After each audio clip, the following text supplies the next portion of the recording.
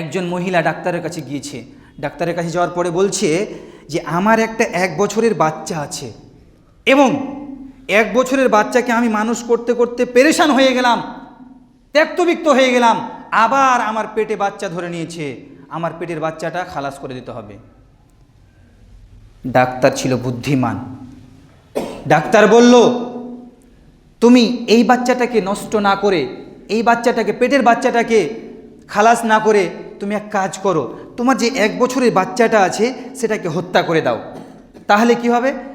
1 বছর তুমি আরামে থাকবে, একে আর মানুষ করতে হবে না। তোমার পেটে যে আছে সে আস্তে আস্তে আস্তে আস্তে বড় হবে, 1 বছর পরে, 9 মাস পরে, 10 মাস পরে আবার পেট থেকে বেরিয়ে আসবে, তখন তুমি একে মানুষ করে নেবে।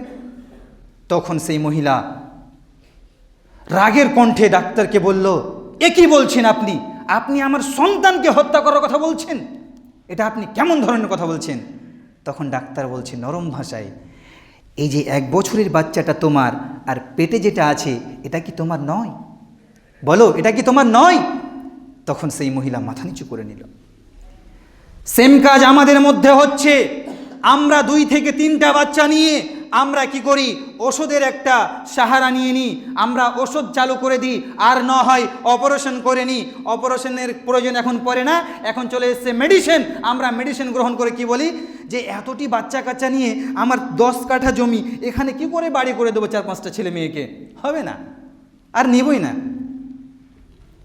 জি, আপনি মেডিসিনের মাধ্যমে হয়তো আপনি কিছুদিনের জন্য বাচ্চা নেওয়া বন্ধ করতে পারেন, কিন্তু সারা জীবনের জন্য বন্ধ করতে পারেন না।